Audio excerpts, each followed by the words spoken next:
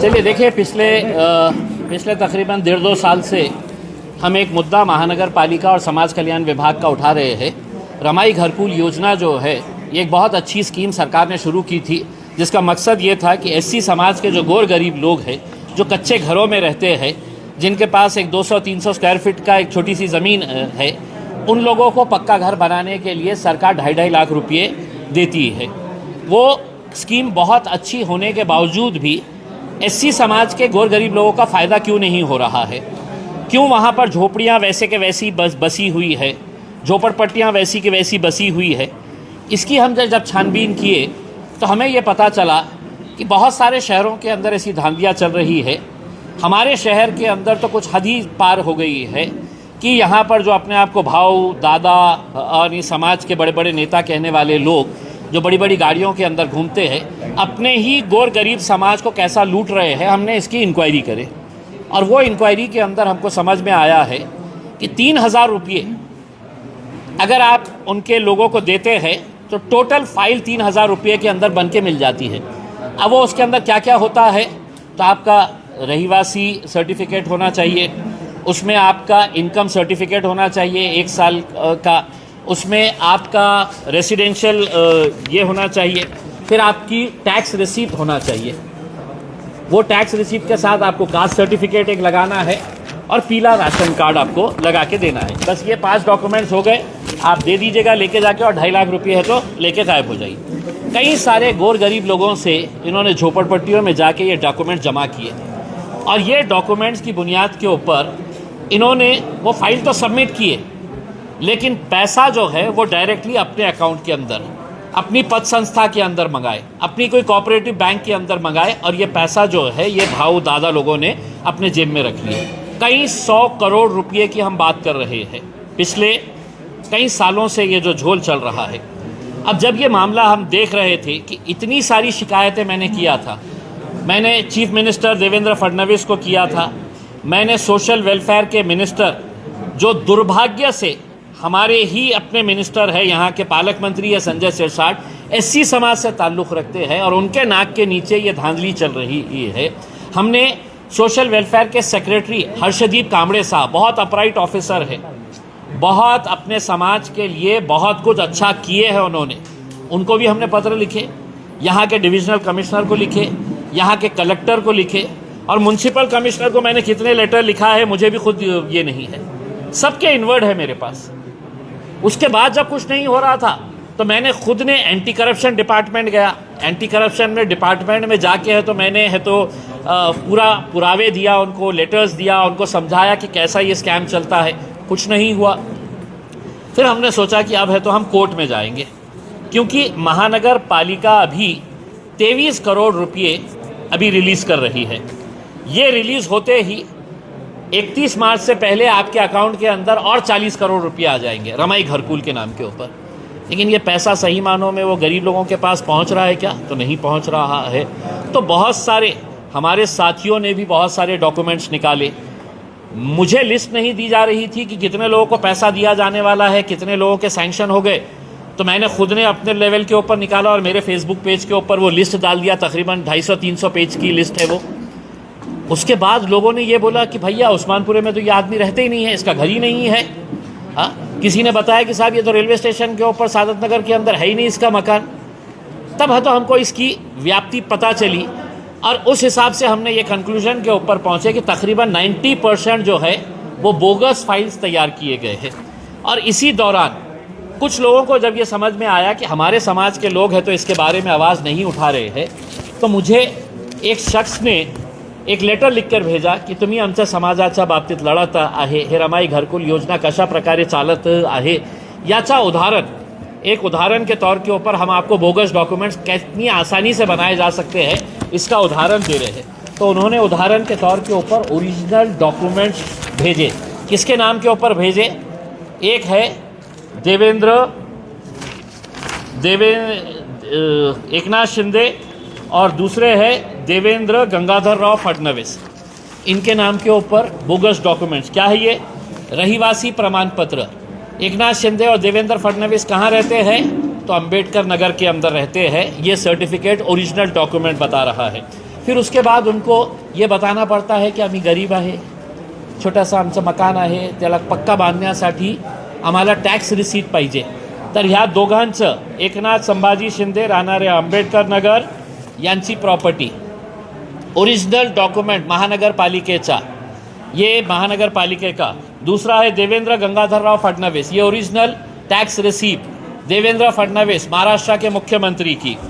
ये पत्र है जिस बंदे ने मुझे ये लिखकर भेजा है पूरा कि कैसा है, तो इसके अंदर पूरा झोलझाल होता है और एक मैं उदाहरण के तौर के ऊपर ये तुम्हारे को डॉक्यूमेंट्स भेज रहा हूँ करके. फिर उसके बाद आधार कार्ड बनाना इतना आसान होता है, डुप्लीकेट आधार कार्ड, नेशनल सिक्योरिटी, राष्ट्रीय सुरक्षा से संबंधित ये मुद्दा है. ये आधार कार्ड बोगस, देवेंद्र फडणवीस और एकनाथ शिंदे का बोगस आधार कार्ड तैयार किया गया. लेकिन ये स्कीम किसके लिए है, तो एससी समाज के लिए. तो आपको कास्ट सर्टिफिकेट भी देना पड़ता है, तो 2 कास्ट सर्टिफिकेट भी उसने ओरिजिनल भेजा. स्टैम्प देखिए ओरिजिनल है. कुछ डॉक्यूमेंट्स तहसील ऑफिस से निकलते हैं, कुछ कलेक्टर ऑफिस से निकलते हैं, कुछ है तो महानगर पालिका के डिपार्टमेंट से निकलते हैं. 2 कास्ट सर्टिफिकेट, दोनों ही कास्ट सर्टिफिकेट एक देवेंद्र फडणवीस के नाम के ऊपर और एकनाथ शिंदे के नाम के ऊपर, ये बताते हुए कि ये दोनों भी एससी समाज से ताल्लुक़ रखते हैं करके. Ration card bogus, yellow ration card, लगता है ये स्कीम के 2.5 लाख रुपये पाने के लिए. 90% बोगस राशन कार्ड आपको महानगर पालिका के दफ्तर के अंदर मिलेंगे. ये राशन कार्ड किसके नाम के ऊपर बनाया गया है, जूम इन करके देखिए तो आपको पता चलेगा किसके नाम के ऊपर बनाया गया है. एकनाथ शिंदे और इनके परिवार के अंदर इनकी इनकम, अम्बेडकर नगर में रहते हैं ये, 90,000 रुपये इनकी सालाना इनकम है. ये सर्टिफिकेट भी है अपने पास. और इनके परिवार के अंदर कितने लोग हैं जो इनके पीले राशन कार्ड के ऊपर है, तो इनका पूरा परिवार, इनकी पत्नी, इनका बेटा श्रीकांत, इनकी बहू और इनका 4 साल का बच्चा, ये पीले राशन कार्ड के ऊपर ये 2.5 लाख रुपये रमाई घरकुल से उठाने के लिए इनका भी. तो आप देखिएगा कि इतना होने के बावजूद भी पुलिस, सरकार, प्रशासन सब खामोश बैठे थे. तो मैं सोचा कि अब चलिए अब कोर्ट में जाएंगे करके. लेकिन फिर मैंने सोचा कि कोर्ट में जाने से पहले अब ये डॉक्यूमेंट्स है तो जनता के बीच में लेकर आएंगे कि मैं जो चीख कर कह रहा था कि 90% डॉक्यूमेंट जो है वो सब बोगस है. इसका कर्ता धर्ता जो है अम्बेडकर नगर का भारतीय जनता पार्टी का, जिसकी पत्नी है कॉरपोरेटर है भारतीय जनता पार्टी की, कर्ता धर्ता वो है जो मेरे हिसाब से पिछले 2-3 सालों के अंदर नहीं भी बोले तो 75 से 100 करोड़ रुपये सिर्फ अकेले उसके नाम के ऊपर, अकेले खुद ने नहीं रखा है, इसके अंदर वाटअप होता है. महानगर पालिका के ये अधिकारी को इतना जाएगा, साइन करने वाले इसको जाएगा, जेई के पास इतना जाएगा, क्लर्क को इतना जाएगा. ये फिक्स है कि 2.5 लाख में से 70,000 रुपये अपने को महानगर पालिका के अधिकारियों के अंदर बंटवारा करना पड़ता है. 70,000 रुपये. इसके अलावा हमने एक ऐसा डॉक्यूमेंट भी बताए हैं कि जो हाथ से लिखा हुआ है. कभी आपने देखा समाज कल्याण विभाग के अंदर ये भाऊ दादा ये वो जाते, एक क्लर्क वहाँ पे बैठता, बोलता लाओ कितने हैं तुम्हारे नाम, 20 नाम है, नाम बताओ, तो वो नाम लिखता उसके ऊपर. एक नाम के पीछे उसको 3,000-5,000 रुपये आपको देना पड़ता, वो नाम आ जाता है. कभी आपने किसी सरकारी विभाग के अंदर ऐसा देखा है कि इतनी बड़ी यादी हाथ से लिखी हुई और इसके बेसिस के ऊपर पैसा सैंक्शन किया है समाज कल्याण विभाग और महानगर पालिका ने. अब 23 करोड़ रुपया रिलीज़ होने वाला, आयुक्त ने सुना है साइन कर दिए है. एक अधिकारी है पिंगड़े मैडम बोल के, पिंपड़े या पिंगड़े मैडम बोल के है, जो अभी नई आई है, उसके ऊपर दबाव डाला जा रहा है. किसकी तरफ से डाला जा रहा है कि जो भारतीय जनता पार्टी के मंत्री है अतुल सावे, उन्होंने आयुक्त को कहा कि ये पैसा जल्द रिलीज़ करो. संजय सिरसाट साहब ने कहा कि ये पैसा जल्दी रिलीज़ करो, उसके अंदर हम संभाल लेंगे करके. मुझे संभाल लेंगे क्या, अपने बड़े बड़े नेता जो उनके तलवे चाटने वाले हैं उनको पैसा खाने दो, समाज गया चूल्हे में. तो इनके दबाव के अंदर ये सब किया गया.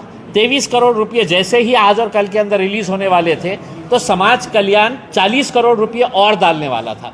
मैंने समाज कल्याण अधिकारी से पूछा, मैंने खुद ने फ़ोन करके, आप भी जाके उनसे पूछ सकते हैं कि आपके पास 40 करोड़ रुपया है, आप क्यों नहीं डाल रहे हैं. तो उसने मुझसे कहा कि हमने महानगर पालिका को कहा है कि तुम ये पैसा बांट किसको रहे हैं, उसकी यादी हमारे को दो, हम वो शाहनिशा करेंगे और उसके बाद है तो हम देंगे। तो महानगर पालिका ने बोला कि नहीं, अभी हम यादी नहीं, तुम 40 करोड़ रुपये हमारे अकाउंट में डलवा दो। तो ये पूरे जो धांधली है, ये सब मिली भगत है, सबके पास पैसा जा रहा है। 23 करोड़ का हिसाब भी मुझे बताया गया है, लेकिन मेरे पास चूँकि पुरावा नहीं है, जो इसका करता धरता है वो सब 23 करोड़ में से कौन से नेता को कितना पैसा जाने वाला है, कौन से अधिकारी को कितना पैसा जाने वाला है, ये सब हिसाब किताब बताया गया है। मेरी उम्मीद ये है कि अब मुख्यमंत्री साहब, असेंबली का सेशन चल रहा है, उसमें इंक्वायरी की, और सादी इंक्वायरी ना करें, आपको स्पेशल इन्वेस्टिगेशन टीम तैयार करना पड़ेगा। SIT तैयार करके इसकी पूरी 5-10 साल की है तो पूरी है तो हिसाब निकालेंगे। तो मेरे हिसाब से SC समाज के भाऊ दादा जो है वो कुछ महीनों के बाद है तो आपको हरसूल जेल के अंदर मिलना चाहिए, क्योंकि अपने समाज के लोगों को साथ उन्होंने जो झोल किया है। इसमें सबसे बड़ा नाम जो आता है, क्या नाम है, महेंद्र सोनवने, अम्बेडकर नगर का कॉरपोरेटर है। एक अधिकारी ने पूरा नाम के साथ दिया है, और मैंने ये नामा नहीं बता रहा हूँ, उन्होंने खुद ने बताया है कि महेंद्र सोनवने के 700 फाइल्स है, अरुण बोडे के 300 फाइल्स है, अमित भुईगढ़ के 150 फाइल्स है, और भी कुछ लोगों के नाम बताए हैं। तो जो आदमी थर्ड टर्म का हाँ, जालिंदर शेंडगे है, जितेंद्र कचरू सोनवने है, राहुल सोनवने है, रूपचंद वाघमारे है, ये सब बोगस फाइला बनाने वाले, ये सब बोगस फाइला बनाने के है तो इन्होंने इसके अंदर दिए हैं। तो हमारे घोटाला हो सकता है, कुछ नहीं बता सकते। मैं अभी आपको अगले 15 दिनों के अंदर 65 करोड़ रुपए का बता रहा हूँ। 23 करोड़ रुपए अभी, और 40 करोड़ रुपए की लिस्ट तैयार पड़ी हुई है उनके पास।